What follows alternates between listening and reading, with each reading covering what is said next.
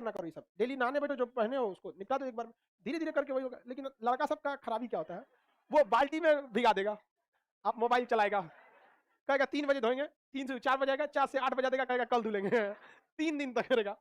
हम जब ग्रेजुएशन में थे, हमारा अपना चादर उधर गंदा हो गया था, तो चादर को बाल्टी में डुबो दिया, हरा रंग का चादर था, एक हफ्ता बाद उसको धुले, उसका रंग बदल गया, भूरा हो गया था वो लग रहा था मिलिट्री का वर्दी है अजीब हो गया था वो। चलिए आगे आते हैं हम लोग। इससे पहले जो क्लास में पढ़ाए थे आपको कैबिनेट मिशन तक, उसके आगे हम समझाते हैं आपको। जिनवा का बता दिए थे सारा चीज, मतलब उसने मुस्लिम लीग के बारे में सब बता दिए थे। मुस्लिम लीग की स्थापना ढाका में 1906 में हुई। उस समय भारत के वायसराय करजन जा चुके थे, मिंटो आए थे, तो सांप्रदायिकता के जनक मिंटो थे। आगे बढ़े सर। ज्योग्राफी में कुछ स्टूडेंट न्यू थे तो कोई दिक्कत नहीं, आपका पूरा वीडियोज अवेलेबल है लाइव में, आपका कोई दिक्कत नहीं होता, न्यू या पुराना में सारे वीडियोज अवेलेबल होते हैं, आप सब वहां देख सकते हैं। अब हमको बताना था कैबिनेट मिशन। कैबिनेट मिशन को वहां के किस प्रधानमंत्री ने भेजा था, एटली ने या चर्चिल ने? एटली ने। चर्चिल तो भारत को आजाद करने की फेवर में नहीं था, चर्चिलवा जो था बहुत खचरा था, उमरखा था। चर्चिल जो था भारत में जब भारत छोड़ो आंदोलन चल रहा था, तो चर्चिल जो था अपना एक क्रिस प्रस्ताव भेजा। क्रिस प्रस्ताव को जब ठुकरा दिया गया, तो चर्चिल ने यहाँ के वायसराय लिनिथगो थे उस समय, लिनिथगो से कहा था हेलीकॉप्टर में मशीन गन लगा के गोली मरवा दो सबको यहाँ पे। तो गांधी जी को लगा कि गांधी जी डर जाएंगे, तो इन्होंने कहा कि यही मौका है, महिलाएं और बच्चे ये आगे आ जाए। तो महिला और बच्चा आगे आ जाएंगे तो कोई लाठी गोली नहीं चला पाएगा। सब चीज का अपना अपना क्या है, महत्व है। अब महिलाएं भी उस समय देश प्रेम में एकदम डट के खड़ी थी, नहीं तो डरपोक रहती, कहते हम जाए तो लाठी खाए आगे, डरपोक नहीं थी, वो सब भी बढ़ चढ़ के हिस्सा ली थी आंदोलन में। तो लिनिथगो तो मतलब चर्चिल तो फेवर में ही नहीं था। इटली जो थे वो चुनाव में ही कहते कि अगर मेरी सरकार बनेगी तो हम द्वितीय विश्व युद्ध से इंग्लैंड को बाहर खींच लेंगे, भारत से जो इतनी लाशें आ रही हैं हम भारत को स्वतंत्र कर देंगे। समझ में वापस, तो भारतीयों ने भी उनका साथ दिया कि नहीं दिया? भारतीयों ने भी उनका जम के साथ दिया था। तो उन्होंने क्या भेजा था, अपने मंत्रियों का एक समूह, मार्च 1946। कौन सा मिशन आया था? Cabinet mission. Cabinet mission 1946।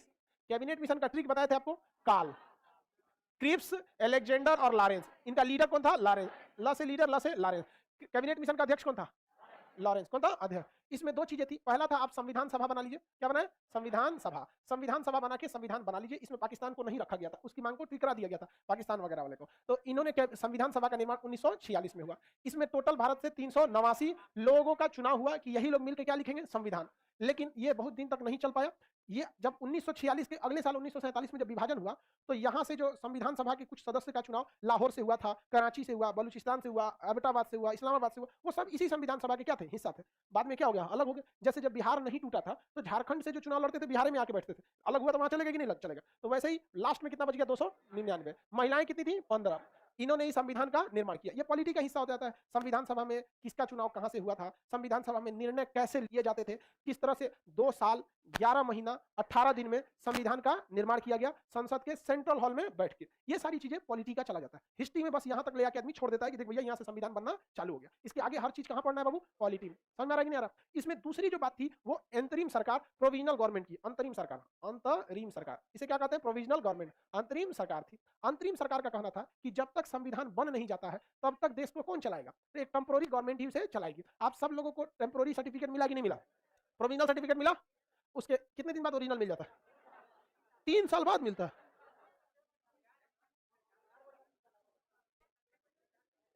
देखो भाई, बिहार सरकार को तो पैसा अपने कम है, पैसा कम है, और वो पैसा जियान कर देती है। जियान करने में तो सोचते हैं बर्बाद कर देता। ये बताओ, एगो लड़कवा को प्रोविजनल सर्टिफिकेट देंगे तो के छापने का खर्चा और का सोचा बांटने का खर्चा, उससे अच्छा सोचो सीधे क्या दे दो?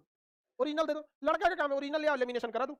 नहीं समझे? हम लोग को जब ओरिजिनल सर्टिफिकेट मिला तुरंत पहले 40 कॉपी फोटोकॉपी करा लिए, लेमिनेशन कर दिए। आज तक वही वाला है हमारा जो 40 साल पहले मैट्रिक में फोटोकॉपी कराए थे।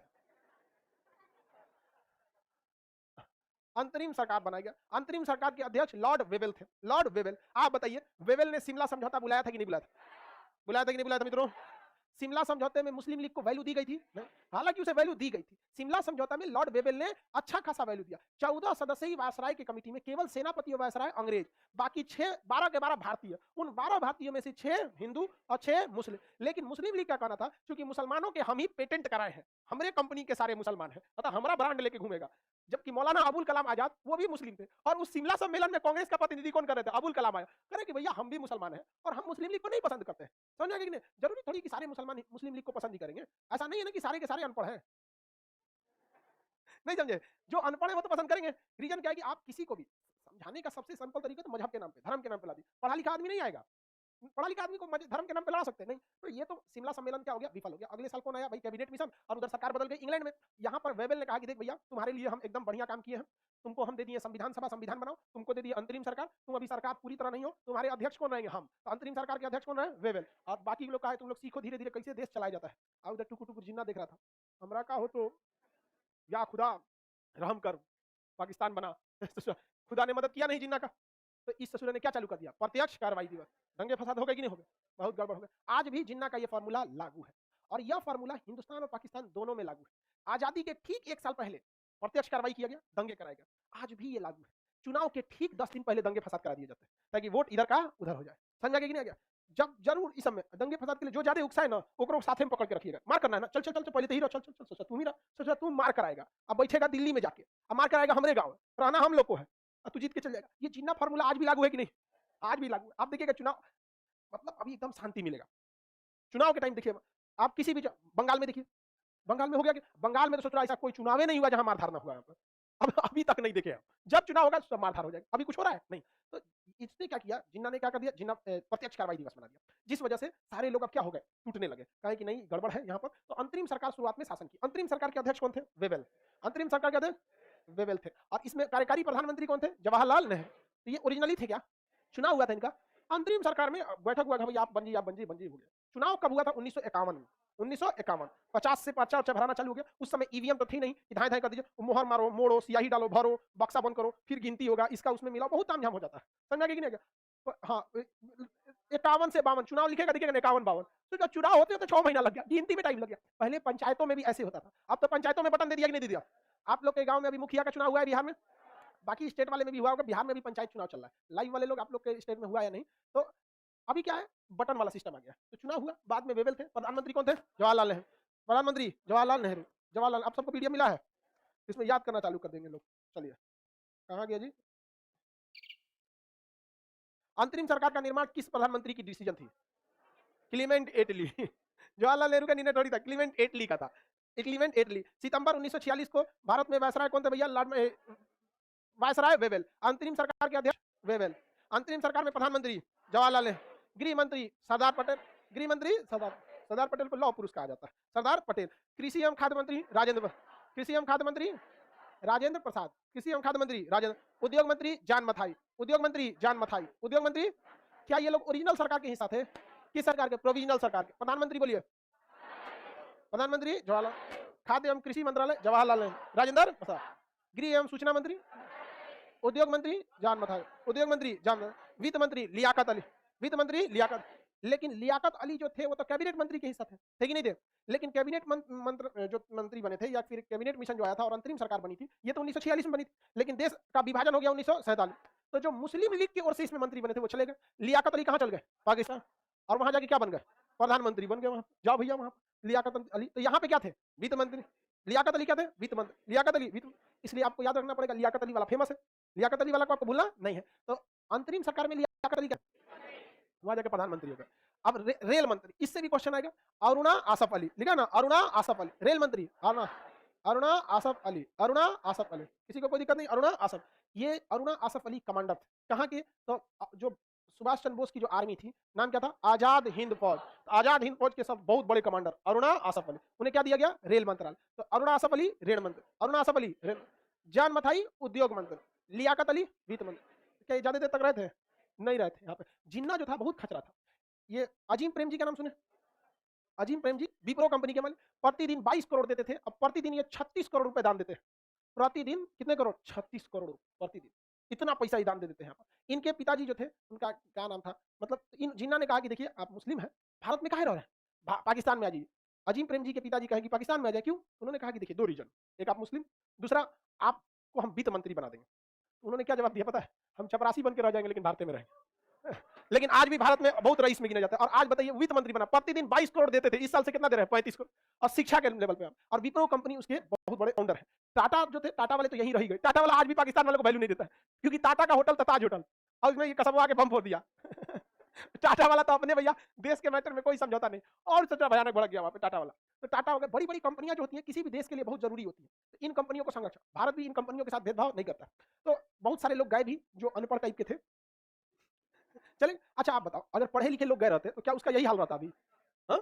नहीं रहता। अभी कुछ, अभी उसका हाल नहीं रहा। अनपढ़ हो सब कहाँ चले गए? वहीं चले गए। अरुणा आसफ अली बोलिए।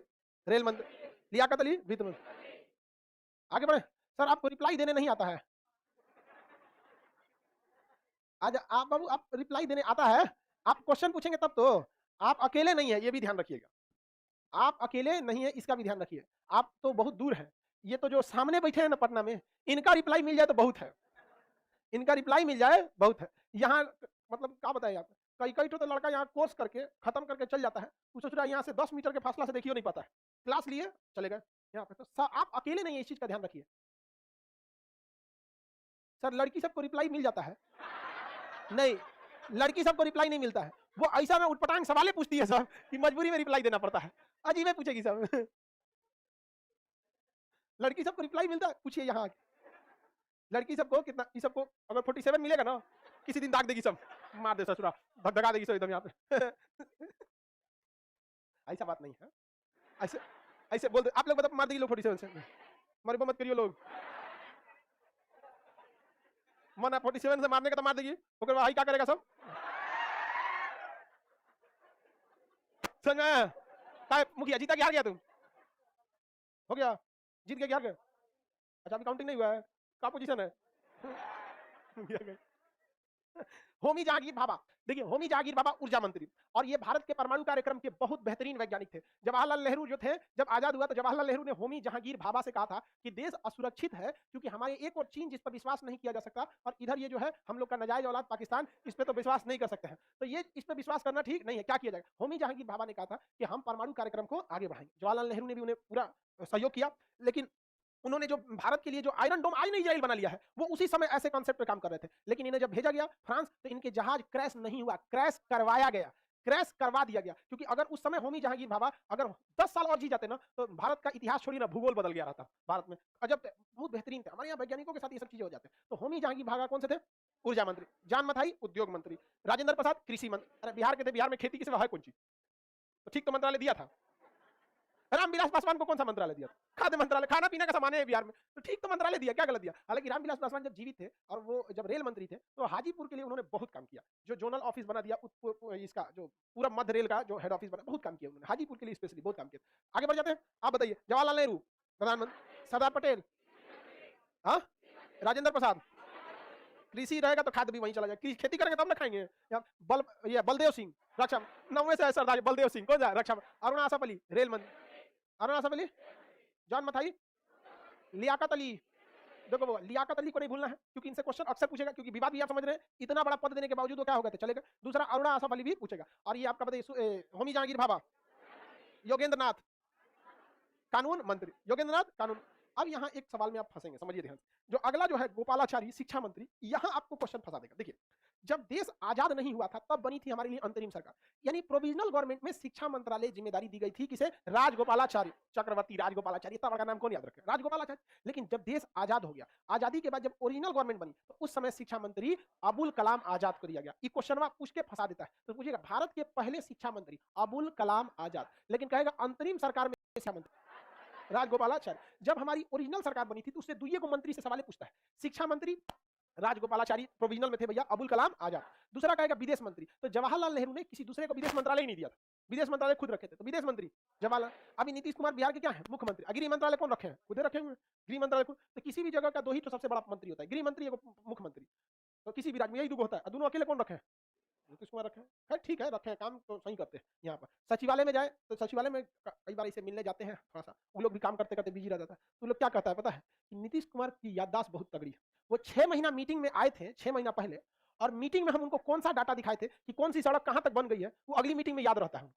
ये बहुत बड़ी बात है एक मुख्यमंत्री के लिए। वो कहते हैं कि बस हम लोग एक बार सुन लेते हैं ना कि सीएम साहब के पास मीटिंग है, हम लोग का एक हफ्ता तक माइंड डिस्टर्ब रहता है, क्योंकि हम लोग को पता है कि हम जिस सड़क को यहाँ तक बना के छोड़े थे, उनको याद रहेगा कि सड़किया यहीं तक था। अब हम बहाना भी नहीं बना सकते हैं कि पूछेंगे ना कि 6 महीना में 8 किलोमीटर बढ़ा है, बहुत इस मामले में स्टिक रहते हैं। खैर याददाश्त भी है, याददाश्त रहेगा क्या नहीं, 16-17 साल से तो अपने बैठल है, तो बिहार उनका अपन घर हो गया। नहीं समझ रहे हैं, कोई बात नहीं, आगे बढ़ते हैं। अगला देखते हैं, राजगोपालाचारी क्या थे? जगजीवन राम श्रम मंत्री। जगजीवन राम श्रम मंत्री, जगजीवन राम। आगे बढ़ जाए, कोई दिक्कत है किसी को? चलिए फिर से बताइए आप। अंतरिम सरकार के बारे में पूछ रहे हैं। शिक्षा मंत्री, वित्त मंत्री, हाँ, प्रधानमंत्री, रेल मंत्री, अरुणा आसद, अरुणा आसद। कोई दिक्कत है किसी को? अब आगे बताइए, ओरिजिनल सरकार जो बनी थी तो वित्त मंत्री कौन था? ओरिजिनल सरकार में विदेश मंत्री जवाहरलाल, और ओरिजिनल सरकार में शिक्षा मंत्री हाँ अबुल कलाम आजाद। किसी को कोई दिक्कत नहीं? सर बीपीएससी वाला क्लास होगा भाई 3 बजे से। अगला क्वेश्चन क्या देखते हैं? अंतरिम सरकार समझ में आ गया, कैबिनेट मिशन समझ में आ गया, ये सब तो ठीक थी, ये कैबिनेट मिशन वगैरह सब ठीक था। वेवेल जो था, क्या नाम था? वेवेल। वेवेल भारत के विभाजन के फेवर में नहीं था, लेकिन 1946 आते आते क्या हो गया भाई? प्रत्यक्ष कार्रवाई दिवस हो गया, बहुत दिक्कत हो गया, तो अंग्रेजों ने स्पेशली भेजा था भारत की स्वतंत्रता के लिए क्लीमेंट एटली ने, एटली ने स्पेशली भेजा स्वतंत्रता के लिए, भारत की किसके लिए? स्वतंत्रता के लिए। किसे भेजा? लॉर्ड माउंटबेटन को, माउंटबेटन को। किसे भेजा? माउंटबेटन को भेजा था। माउंटबेटन को यह सख्त आदेश था कि यथासंभव भारत को संयुक्त रख के क्या किया जाए? आजाद किया जाए। लेकिन जब माउंटबेटन यहां आया तो ससुरा देखता है तो भयानक बवाल हुआ। जिन्ना मानने को तैयार ही नहीं है, हर बात पर अडिग है। कौन? जिन्ना। और यहाँ भारतीयों को भी देखा कि प्रत्यक्ष कार्रवाई दिवस के बाद अब भारतीयों को भी अब संयुक्त रहने से डर लगने लग गया था, क्योंकि माहौल खराब करके रख दिया था पूरी तरह से। तो माउंटबेटन आया और यहाँ देखा तो उसको लग गया अब भारत को संयुक्त रखना संभव नहीं है। वापस जहाज लेके कहाँ चल गया? इंग्लैंड। और वहां जाके बताया कि देखिए ऐसा ऐसा समस्या है, भारत को संयुक्त नहीं रखा जा सकता है। तो 4 जुलाई 1947 को ब्रिटेन की संसद में भारतीय स्वतंत्रता का क्या रखा गया? विधेयक रखा गया, और इसे 18 जुलाई को क्या कर दिया गया? पारित कर दिया गया 1947 में, कि भारत को क्या कर दिया जाएगा? स्वतंत्र कर दिया जाएगा। अब स्वतंत्रता के साथ साथ भारत का क्या किया जाएगा? विभाजन। अब अचानक तो आप कर नहीं सकते, विधेयक पारित हो गया तो उसके बाद फुल प्लानिंग करना पड़ेगा ना। जैसे आप लोग को भी पटना जब आए होंगे या फिर कहीं पे भी कोई काम होगा, पटना आए होंगे तो आपको डिसाइड पहले हो गया होगा कि हाँ बबुआ को चाहे बबनी को पटना जाना है, लेकिन एक प्लानिंग करने में 8-10 दिन एक्स्ट्रा समय लगा होगा कि किस तारीख को जाना है। तो भारत का विभाजन होगा और भारत को स्वतंत्रता मिलेगी, ये तो पारित हो गया 18 जुलाई को, लेकिन अब टाइमिंग फिक्स करना था। विभाजन कहां कहां से होगा? तो कैरियल रेडक्लिफ को इसकी जिम्मेदारी दी गई। उसने क्या किया? कैरियल रेडक्लिफ ने भारत और पाकिस्तान का नक्शा लिया, और जितना पुलिस स्टेशन थे सारा पुलिस स्टेशन को मिलाते हुए वो नक्शा खींच दिया। रेड क्लिफ लाइन, उधर हो गया पाकिस्तान, इधर हो गया इंडिया। थाना थाना मिला के खींच दिया, भाई पुलिस स्टेशन से पुलिस। पता चला किसी का खेत रह गया भारत में, अंगना हो गया पाकिस्तान में। और ऐसे ही वाले से मतलब इधर हो गया खेत, उधर हो गया अंगना, अब भारत में बच गई कंगना। हाँ। समझ गया कि नहीं? आगे इसका भी विभाजन कर देना चाहिए। इसको पता नहीं क्या भारत में छोड़ दिया सब। आगे बढ़ जाते हैं। तो अल्लाह बड़ा दिक्कत हुआ विभाजन में, बेहतरीन ढंग से विभाजन नहीं था। लेकिन कौन सा हम लोग विभाजन कर रहे हैं? वो तो आए सब निपटा के निकल दिया, 2 दिन में भारत का विभाजन कर दिया। अब समस्या आई थी लोगों के ट्रांसफर में। लोगों के किसमें? ट्रांसफर में। जिन्ना और नेहरू, उधर उस साइड में कौन था? जिन्ना, और इस साइड में नेहरू भी थे, पटेल भी थे, महात्मा गांधी भी थे, और उस साइड में जिन्ना भी था। शुरुआत में दोनों का यही कहना था कि पाकिस्तान में जिन्ना ने कहा था कि इसका मतलब पाकिस्तान सबके लिए है, ऐसा नहीं है कि केवल मुसलमानों के लिए ही। और भारत तो आज भी यही कहता है कि हिंदुस्तान सबके लिए है। हम आज भी 1947 से 2021 तक धर्म निरपेक्ष रहे। हमारे यहाँ नेताओं को छोड़ दीजिए तो धर्म की बात कोई नहीं करता है। और उन नेताओं से कहिएगा कि हमको जरा आप बढ़िया से शिव तांडव पढ़ के सुना दीजिए, कुछ नहीं आएगा। वो धर्म को केवल अपना टारगेट बैच की तरह यूज करते हैं। धर्म याद आएगा चुनाव से। बाकी हम लोग में, आप में, किसी समाज में, यहाँ आप सब बैठे हैं अलग अलग मजहब के, अलग अलग जाति धर्म के होंगे, कभी आप लोग में कोई भेदभाव रहा है? और गलती से अगर भेदभाव आता भी है तो आप अपने आप से पूछिएगा कि आप में ये भेदभाव डाल कौन रहा है? नेता डाल रहे हैं, आप उनको वोट बैंक बन रहे हैं, वो आपको क्या दे रहे हैं? आप यकीन मानिए आप मर जाइएगा, आपको 1 रुपया का इलाज नहीं करा सकता है। अब ये हम नहीं करें, कोरोना में ये प्रूफ हो चुका था। करोड़ों रुपए टैक्स देने वाले लोग ऑक्सीजन की कमी से मर गए। करोड़ों करोड़ रुपए जो टैक्स दिए थे, मर गए लोग। तो भारत अपनी जगहों पे आज भी ठीक है, हम लोग आज भी मजहब को ज्यादा वैल्यू नहीं देते। लेकिन 1956 आते आते पाकिस्तान में मजहब हावी हो गया, और वहां पर मजहब इतना हावी हुआ कि उसने अपने आप को मुस्लिम राष्ट्र घोषित कर दिया। मुस्लिम राष्ट्र घोषित करने पे देखो दोनों में समस्या होता है। जब मुस्लिम राष्ट्र जैसे घोषित हो जाएगा तो लीगली हो जाता है कि जो भी बड़े पद है, संवैधानिक पद, वो मुस्लिम ही बैठेंगे, राष्ट्रपति, प्रधानमंत्री, और मतलब ये सुप्रीम कोर्ट के जज वगैरह, ये सब हो जाएगा। तो जहां जहां इस्लाम हावी होगा, आप एक चीज ध्यान रखिएगा, वहां मार चालू होगा सिया सुन्नी में। आज भी पाकिस्तान में हो गया, सीरिया में चौपट, यमन में चौपट, तुर्की में मार धीरे धीरे चालू हो रहा है, ईरान में देखो, अफगानिस्तान में देखो, मारधाड़ चालू। और अगर भारत में अगर हिंदू धर्म हावी हो जाएगा बहुत ज्यादा, तो यहाँ सिया सुन्नी का मार नहीं होगा, फिर यहाँ समझ में आएगा दलित लोगों को। अभी एक मूवी आई है जय भीम, भारत 5G की दुनिया में चल रहा है, लेकिन आज भी आप अपने समाज में देखिए, एक दलित को उसकी जाति के नाम पे बहुत जगह भेदभाव होता है। ये बात भारत के निर्माता जानते थे कि मजहब कभी भी आगे नहीं ले जा सकता। इतना अमेरिका में ईसाई भरे हैं, कनाडा में ईसाई भरे हैं, ब्रिटेन में भी, क्यों नहीं उसने अपने आप को राष्ट्रीय धर्म ईसाई घोषित कर दिया? कभी किया है? जानता है सोचा, लेकिन पाकिस्तान वालों को समझ में नहीं था। पाकिस्तान पे हावी हो गए वहां के क्या लोग? मौलवी लोग। और वो लोग इस्लाम को बहुत ज्यादा नहीं पढ़े थे, वरना अगर इस्लाम को देखेंगे 12वीं सदी का, तो सोचना पूरा यूरोप तक में कब्जा था। इधर पूरा भारत में, ईरान में, अहमद कौन कौन सोचता था, अहमद शाह अब्दाली, दुरानी, नादिर शाह, इतना खतरनाक खतरनाक था जो भी था सब उस समय। आज मिलेगा? आज कौन सी मिल रहा है सब? अजमल कसाब। रीजन क्या है? समझो ध्यान। इस्लाम को जो पढ़ने की जिम्मेदारी दी गई थी जिन धार्मिक लोगों को, उन्होंने हल्का हल्का इस्लाम को पढ़ा, और अपने हिसाब से वो उसको रूलिंग बनाते गए और मुसलमान को 72-73 टुकड़ा कर दिया। शिया, सुन्नी, बरेलवी, अहले हदीस, देवबंदी, समानियाजी। अरे भाई 50 बहुत ज्यादा होता है, बहुत ज्यादा। आप में कोई मुसलमान है? हाथवा का नहीं उठा है। आप बताओ बाबू, हम अपने मन से बोल रहे हैं, ऐसा है या नहीं है? है? और ये रियलिटी में भी अगर एक सुन्नी को पता चल जाएगा कि मस्जिद वहाबी का है तो नहीं जाता है, मजबूरी अगर है मस्जिद में नहीं जाता है, इस्लाम रहा कहाँ? कहीं है? नहीं है। तोड़ दिया यहाँ पर और लोग छुपाते हैं इस चीज को, और हमारे में खराबी है जो है हम बता देते हैं, और इसी वजह से हम गुनहगार हो जाते हैं। हम गुनहगार सही, लेकिन जो अपने आप को नेक बोलते हैं, जो मौलवी लोग खुद को नेक बोलते हैं, यह वही उन नेक मौलवियों का देन है जो इस्लाम 72 टुकड़ा में तोड़ दिया लोगों, तो हम गुनहगार ही सही। तो इतना टुकड़ा तोड़ दिया कि आज इस्लाम में मार धाड़ दूसरे मजहबों से ज्यादा अपने में। शिया कहेगा ना कि सुन्नी गलत है, मुसलमाने नहीं है। ये दोनों एक में हो जाएगा ना, ये कहेगा वहाबी मुसलमाने नहीं है। अगर ये तीनों एक हो गया तो कहेगा देवबंदी मुसलमाने नहीं है। ये चारों एक हो जाएगा, कहेगा अहले हदीस मुसलमाने नहीं है। ये पांचों एक हो जाएगा तो कहेगा कि समानियाजी मुसलमाने नहीं है। और सब एक हो जाएगा तो फिर कहेगा ये काफिर, हम इस्लाम वाला। समझ रहा है? ये तोड़ के रख दिया इन लोगों ने, जिसने जितना समझा उसने उसी हिसाब से तोड़ लिया। तो 1956 के बाद क्या सर फिर से रिपोर्ट ऑन खान सर हो जाएगा, कोई दिक्कत नहीं। आज इतना इन लोगों को हाशिए पर बैठा दिया गया है इस्लाम धर्म में यहाँ पे कि आज बहुत ज्यादा फर्क ही नहीं पड़ता है, किसी को सीरियस नहीं लेता है लोग। रीजन क्या है? चिल्ला है, सीरियस नहीं ले रहा है। रीजन क्या है कि इन लोगों ने जो देश चलना चाहिए उसको इन्होंने क्या थोप दिया? मजहब थोप दिया। मजहब, और मजहब की एक खराबी होती है बाबू, हमको मेरी बात आपको थोड़ी चुभेगी क्योंकि आप विद्यार्थी, हम आपसे ये बात कर सकते हैं, आप जरा ध्यान दीजिएगा। मजहब की ओर वही जा रहा है आज के वक्त में 2021 में जो इस साइड में रिजेक्ट हो जाएगा। आप अपने बेटा को धार्मिक शिक्षा दीजिएगा कि इंजीनियर डॉक्टर कंपटीशन पढ़ाइएगा, कोई ये को बोलो भैया हम धार्मिक शिक्षा देकर मौलवी चाहे पंडित बनाएंगे, कोई बनेगा कौन? पता है, जो कुछ नहीं कर पाएगा। तो यूपीएससी में कौन जा रहा है? जो सिलेक्टेड। नौकरी में कौन जा रहा है? जो सिलेक्टेड। और धर्म कौन चला रहा है? जो रिजेक्टेड है। बहुत गड़बड़ बात। और जो रिजेक्टेड है ना वो सीधे कहता है मजहब पे आवाज उठाता है, कलम कर दो सर। अरे ससुरा तू नहीं, तू रिजेक्टेड होते कि सिलेक्टेड वाले पे आवाज उठा देता है। बहुत गड़बड़ हो रहा है ये बात, इस चीज को समझना पड़ेगा। तो हमारे जो संविधान बनाने वाले थे, जो हमारे स्वतंत्रता की लड़ाई लड़े थे, उनको ये बात बेहतरीन ढंग से पता थी। शिमला सम्मेलन में अबुल कलाम आजाद मुस्लिम होकर भी यह कहने वाला वही व्यक्ति था कि मुसलमान मुस्लिम लीग की ओर से नहीं जाएगा। ये थी इस देश की खूबसूरती। यहाँ पर इन्हें पता था कि देश आगे जाएगा तो मजहब पे नहीं, लेकिन उन लोगों ने ससुरी नहीं, इस्लामिक स्टेट बनाएंगे। और हाल ये हो गया कि वहां एक पार्टी है तहरीके लब्बैक पार्टी, तहरीके लब्बैक पार्टी, तहरीके लब्बैक, TLP, तहरीके लब्बैक पार्टी। इस तहरीके लब्बैक पार्टी ने पाकिस्तान में भयानक गदर मचा के रख दिया। फ्रांस के राजदूत को ये बाहर निकलना चाहते हैं, और 25 अप्रैल 2021 को हम इन्हीं तहरीके लब्बैक पार्टी वाले को बोल दिए थे कि पंचा साधता है। अब हमको ये बात समझने में तकलीफ हो गई, हम नहीं पता कर पाए कि ये तहरीके लब्बैक पार्टी वाले भारत में भी है सब। वो हमारा विरोध कर दिया सब, अलग बात है। लेकिन आप अगर आज भी वो चीज अवेलेबल है, आप जाके देखिएगा, हमने स्पष्ट, अब पीछे जो पोस्टर लिया है उस पर भी लिखा हुआ है तहरीके लब्बैक पार्टी वहां पर। अब इन लोगों ने ना पाकिस्तान को क्या बना के रख दिया? इस्लामिक स्टेट बना के रख दिया। अब वहां पे मार्च चालू हुआ किस चीज का? शिया सुन्नी। अरे अभी तो ये कम है, अहमदिया को ये लोग गोली मार देते हैं, कहते हैं कि तुम मुसलमान नहीं हो। अच्छा ठीक है भैया, मुसलमान नहीं है, नमाज तो वो भी पढ़ता है, तुम पैगंबर हो, तुम होते कौन डिसाइड करने वाले? ये दुनिया किराए का घर है, समझा गया कि नहीं आ गया? आप किराए के मकान में रह के ये नहीं कह सकते हैं कि वो किराएदार सही नहीं है।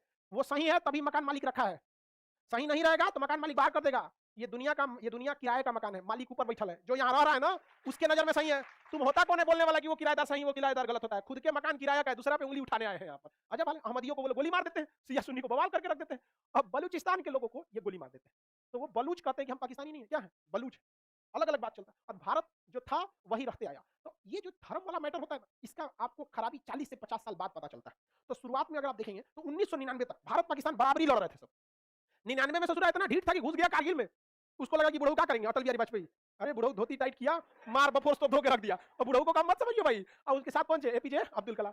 तो समझा कि बुढ़ऊ का भी क्या करेंगे। अरे बाप रे बाप, मारे दुनिया में सबसे ज्यादा एक ही लड़ाई में तोप चली थी तो वो कारगिल की लड़ाई, उससे ज्यादा तोप दुनिया की किसी लड़ाई में नहीं चली। विश्व युद्ध कोई दो देशों का लड़ाई नहीं था, दो देशों की हम लड़ाई की बात करें तो सबसे ज्यादा तोप कब चली थी? कारगिल लड़ाई में यहाँ पर। और कारगिल के लिए बहुत जबरदस्त हुआ यहाँ पे। लेकिन उसके बाद जो अंतर दिखने लगा, आज जो देश अलग हुए थे हम बराबरी में, आज पाकिस्तान में और भारत में उतना ही अंतर है जितना एक शेर और सुअर में अंतर होता है। और इसका केवल और केवल एक कारण मजहब। देखिए कोई मजहब गलत नहीं होता है, उसको मानने वाले सही और गलत होते हैं। मरने के बाद आपके कर्मों का हिसाब होगा, न कि आपके धर्म का हिसाब होगा। आप किस धर्म के थे?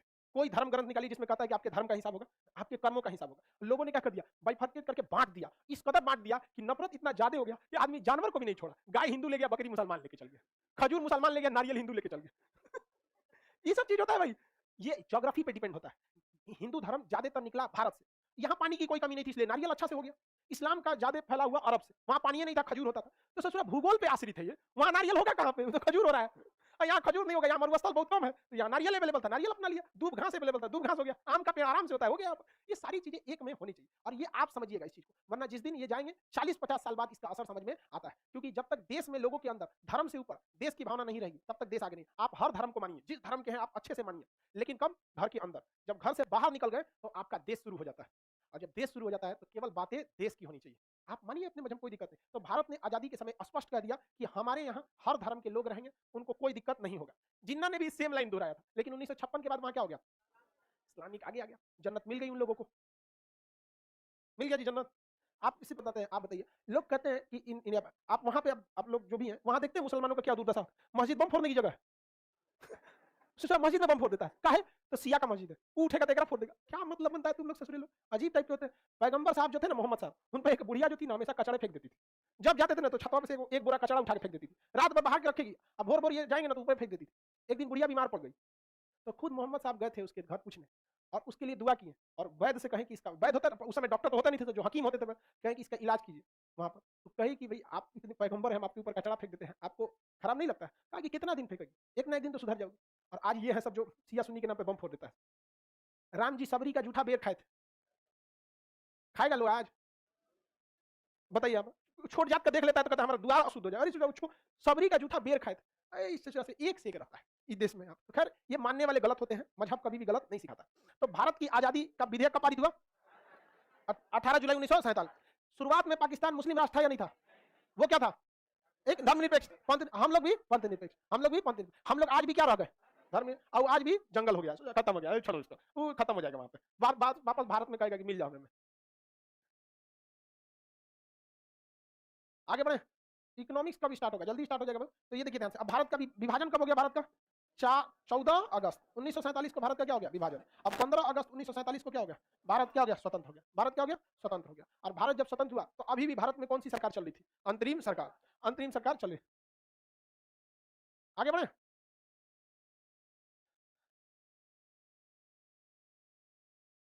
सर हम लोग धर्म निरपेक्ष हैं, लेकिन जनगणना धर्म के आधार पर हुई है। देखो बाबू, ये इस देश में पॉलिटिकल इशू हो जाता है, धर्म के नाम पर जनगणना, ये क्या हो जाता है? पॉलिटिकल इशू हो जाता है। लेकिन फिर भी क्या है कि यूएनओ जो है, या फिर जितनी ऑर्गेनाइजेशन है, जब ये जनगणना करती है तो कई आधार पर बांटती है कि लिंगानुपात क्या है, महिला और पुरुष की शिक्षा साक्षरता दर क्या है, जनसंख्या घनत्व क्या है। तो उसमें एक कॉलम भी आ जाता है कि रिलीजियस रेशियो कितना है। तो उस वजह से इसको क्या किया गया? बांटा गया। और यही इसका नतीजा हो गया कि अब फिर से बिहार में बात उठ रही है कि जाति के आधार पर भी क्या होनी चाहिए? जनगणना होनी चाहिए। और रही बात जाति के आधार पर जनगणना होनी चाहिए, तो भैया ये स्पष्ट है कि जिस दिन आप जमीन में बीज बोते हैं, आप समझिए कि पेड़ निकलने वाला है। तो जिस दिन भारत में धर्म के आधार पर जनगणना शुरू हुई, वो वह बीज था जो बड़ा होकर जाति के आधार की जनगणना की नींव डाल दिया यहाँ पर। तो वो होके रहेगा भारत में। आगे बढ़ जाते हैं। इकोनॉमिक्स कब स्टार्ट होगा? सर बाबू बता देंगे इकोनॉमिक्स के बारे में। यहां तक समझ में आ गया? भारत में क्या हो गई? आजादी मिल गई। किसी को कोई दिक्कत है? भारत में आजादी मिल गई, दोनों देश में बंटवारा हो गया। आगे बढ़ जाते हैं। सर क्या डिफरेंस होता है सिया सुन्नी में? अरे भाई शांति से रहो, कोई डिफरेंस नहीं है, छोड़ दो सबको, सिलेबस के बाहर का चीज है यहाँ पर। डिफरेंस कुछ नहीं होता है, अपना अपना होता है कि हम तो बातें ना सुनेंगे, सबसे बड़ा यही डिफरेंस होता है। हो गया। आगे देखते हैं। अब आगे आता है 1951-52 में चुनाव के फलस्वरूप पहली सरकार में विदेश मंत्री कौन थे? जवाहरलाल नेहरू। शिक्षा मंत्री अबुल कलाम आजाद। भारत में आजादी किस वायसराय ने दिया? Lord Mountbatten. किस प्लान के तहत? Balkan plan. किस प्लान के तहत? Balkan plan. कौन सा फार्मूला? CR formula. कौन फार्मूला? किस वायसराय ने? माउंटबेटन। किसने? ये बताओ, अगर आपसे हम एक बार में पूछते हैं, एक सिंपल जवाब, पाकिस्तान के निर्माण अर्थात भारत के विभाजन में सबसे बड़ा काम किस पार्टी ने किया था? मुस्लिम लीग। अब किस व्यक्ति ने किया? जिन तो इसने पूरी पृष्ठभूमि चट्टा ने तैयार कर दी। अब बताइए किस वायसराय ने किया? माउंटबेटन। किस प्लान के तहत? बाल्कन। किस फार्मूला? सीआर। इसमें कहीं गांधी दिख रहे हैं? नहीं दिख रहे, लेकिन फिर भी जिम्मेदार किसे ठहरा दिया जाता है? गांधी जी को। ऐसा नहीं है, गांधी जी को जिम्मेदार ठहराया गया, ये गड़बड़ बात है। इसमें गांधी जी का कोई योगदान नहीं। गांधी जी की एक गड़बड़ी थी कब? जब भगत सिंह को फांसी लग रही थी, वहां वो रिजिड नहीं हुए थे, ये उनकी सबसे बड़ी गलती थी।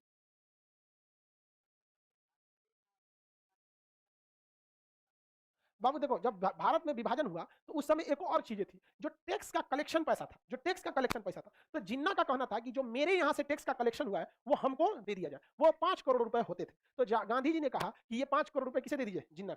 मतलब उसका विभाजन का मैटर था, तो ये तो पैसा पे अटका था। अब आप पढ़े लिखे, ये बताओ, अगर आपकी भैंस उखड़ के भाग गई तो आप भैंस के लिए मातम करेंगे कि खूंटा के लिए?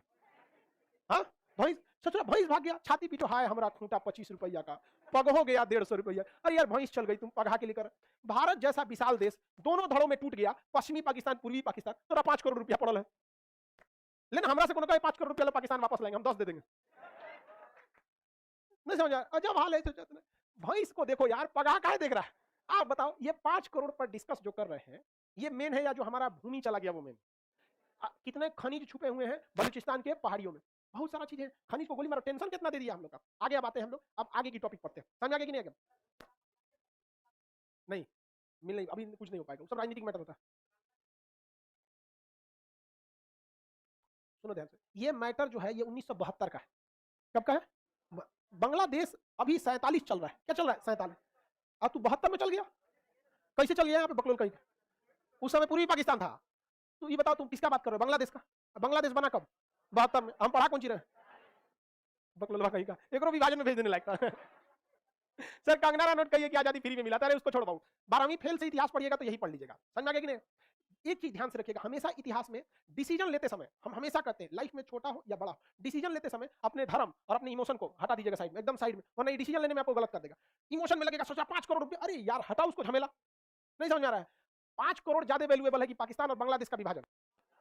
अब 5 करोड़ की बात करते हो, कई हजार करोड़ अंग्रेज लूट के लेगा सब, नहीं लेगा सब। अब लगभग अब इसी इमोशन में चढ़ा दिया किसको? गोडसे को। अब गोडसे को चढ़ा दिया, अब गोडसे उठाया पिस्टल, धुन दिया महात्मा गांधी को। लेकिन गोडसे बड़ा डिसिप्लिन वाला आदमी था, पहले प्रणाम किया, पैर चुके, प्रणाम गांधी जी। हम कह भाई साहब इतना डिसिप्लिन वाला है, और मार दिया धाए धाए, उड़ गए महात्मा। हालांकि उन्हें महात्मा गांधी को नहीं मारना चाहिए। अगर गोडसे में भारतीय बहुत ज्यादा देश प्रेम था, उनके सामने बहुत ऑप्शन थे। लॉर्ड माउंटबेटन को मार देते, जिन्ना को मार देते, जिसको मारना चाहिए वो मारिए, आपको अजब हाल है, मर भी नहीं कर। लेकिन और अभी के वक्त में अगर आप बोल देंगे ना, तो जो गोडसे के समर्थन है वो लोग के अंदर लॉजिक नहीं है, वो थूथू पे लाठी रोक लेगा सब। समझ नहीं आ रहा है, लड़ जाएगा सब। भैया ये बताओ भाई, तुम मारे, चलो तुम्हारे अंदर बहुत गर्म, मार देते, वेवेला को मार देते। वेवेल के समय ही तो डिसीजन हुआ था ना, मार देते। प्रत्यक्ष कार्रवाई दिवस मनाने वाला जिन्ना को मार देते। उधम सिंह भी तो हिंदुस्तानी थे, उन्हें भी तो देश प्रेम था, ब्रिटेन में जाके मारे थे, मार देते वहां जाके। भारत को तोड़ने का काम मिंटो ने किया, लॉर्ड मिंटो। जाते आप भी लंदन में, मारते मिंटो को, मार देते। लेकिन ना, इनको तो मिला आधा धोती वाला गांधी। और गांधी के देश में रह के गांधी के हत्यारे का आप समर्थन कर देते हैं, और बावजूद आपको कोई कुछ नहीं करता है। यह गांधी की सबसे बड़ी उपलब्धि है। आप गांधी के देश में रह, और आपकी हैसियत नहीं होगी किसी की ना, जो पाकिस्तान में जाके जिन्ना की बुराई करके जी जाए, काट देगा सब। लेकिन हम लोग गांधी के देश में रह के गांधी के हत्यारे को दिन दहाड़े समर्थन कर देते हैं, फिर भी लोग कहते हैं कि चलो भाई ठीक है, तो चलने दो भाई। चर्चिल को मार देता, भैया प्रधानमंत्री था, ये सोच रहे हैं उसको मारना इतना आसान थोड़े है, ये तो पक्का ये बिहारी होगा, होलसेल में यही सोचता है सब। हाँ आप बताओ, नाथूराम गोडसे तो बहुत ही सीनियर आदमी थे। बिहारी खुदीराम बोस को देखो, मारा तो किंग्स फोड़वा को था, मर गई उसकी पत्नी हो तो गलत, मारा तो सही आदमी को था। नहीं वो बम तो सही पे था, किस्मत खराब, ससुरा गाड़ी बदल दिया था वहां। मार देना चाहिए कि नहीं मार देना चाहिए? एकदम मारना चाहिए। सूर्य सेन को देखिए, चंद्रगांव शस्त्रागार को क्या कर लिया? लूट लिया। महिला होते हुए झांसी की रानी को देखिए, अपने बच्चे को पीठ पर बांध के तलवार से लड़ती रह गई वहां पर। ऐसे मारना चाहिए? आप खामखा गोली जियान कर दिए, वो तो ऐसा मर जाते हैं। और महात्मा गांधी जिस समय गोली मारा 1948 में ना, उस समय महात्मा गांधी को शांति का नोबेल पुरस्कार के लिए नामित किया गया था। शांति का नोबेल पुरस्कार में एक चीज कहा गया है कि नोबेल पुरस्कार मरे व्यक्ति को नहीं दिया जाएगा। सोच हम लोग का एगो नोबेल वो चल गया, एगो नोबेल रहता ना भारत में, चल गया वहां पे। सर गांधी जी के बच्चे वो लोगों का क्या हुआ? नॉर्मल अपना जीवन जिए, कोई पढ़ लिख के इंजीनियर हो गया, कोई व्यापारी हो गया, कोई कुछ हो गया। गुजराती है सब भाई साहब, नदी सूखता है तो नाला कभी नहीं बनता है, बहुत तेज दिमाग का होता है गुजराती सब। बिजनेस में इन सबको कोई पीछे नहीं कर सकता। सर जी आज आप करिया लग रहे हैं। नहीं बाबू, आज हम ओरिजिनल कलर में लग रहे हैं।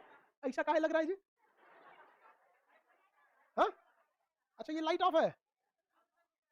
हाँ अरे नहीं, गांव से भी घूम गए दूसरे, ओरिजिनल कलर यही है बाबू। आगे बढ़े, ये हो गया। अब हम लोग प्रेस स्वतंत्रता को देखते हैं। कौन सा टाइम हो गया क्या? इससे आजादी के मैटर पे थोड़ा सा लंबा चल जाता है, किसी कोई दिक्कत नहीं। चलिए अब आगे का क्लास कल समझेंगे, ठीक है? चलिए गर्ल्स